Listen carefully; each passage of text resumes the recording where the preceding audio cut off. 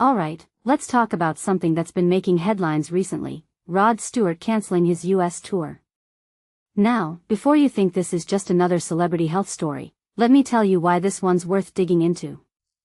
Personally, I think what makes this really interesting is the timing and the context behind it. It's not just about a singer taking a break, it's about a 78-year-old rock legend who's been performing for decades suddenly hitting pause. And let's be real, when someone like Rod Stewart cancels a tour, it's not just a minor inconvenience, it's a big deal for fans, for the industry, and for him personally. So, here's the deal: Rod Stewart underwent a routine coronary stent procedure, which, by the way, is a pretty common operation for heart health. But what's fascinating is how this ties into the broader conversation about aging in the music industry. I mean, Rod Stewart has been a staple of rock music since the 60s. He's not just a singer, he's a cultural icon. And seeing someone of his caliber take a step back for health reasons raises a deeper question: how sustainable is this kind of lifestyle for aging artists? It's not just about the physical demands of performing, it's about the mental and emotional toll too. From my perspective, this is a moment that forces us to think about the human side of these larger-than-life figures. Now, let's talk about the fan reaction, because that's where things get a bit messy. While most fans are understandably wishing him a speedy recovery, there's a vocal group that's not exactly sympathetic. Why? Because this isn't the first time Rod Stewart has cancelled a show recently. Remember that June gig in San Diego? He bailed, citing a sinus infection and laryngitis, only to be seen singing on his way to a World Cup match shortly after. Personally, I think this is where things get complicated.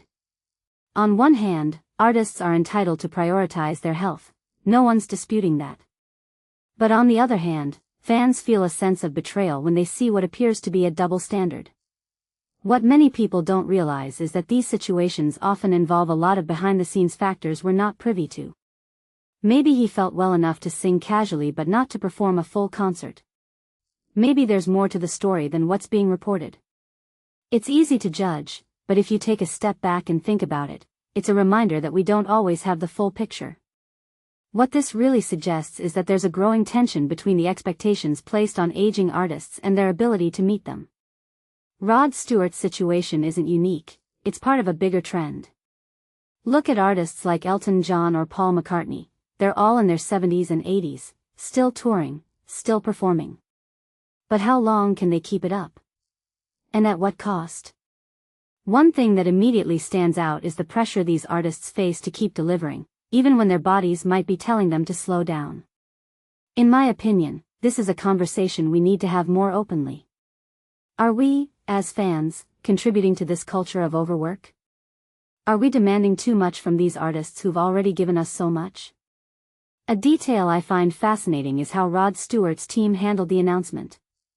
They framed it as a temporary pause, emphasizing that he's doing well and will return to the stage after recuperating.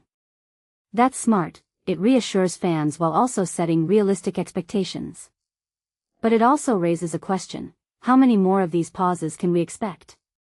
And at what point does a pause become a permanent stop?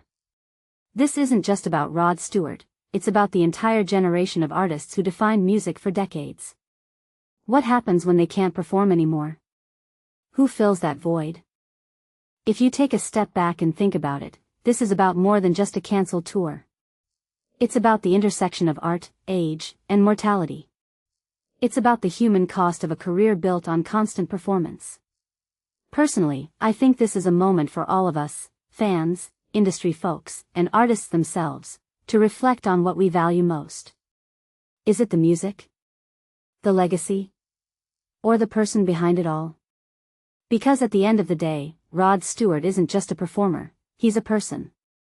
And maybe, just maybe, this is a reminder that even legends need to rest.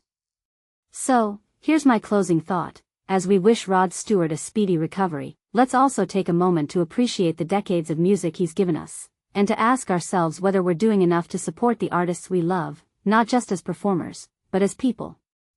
What do you think? Let me know in the comments below.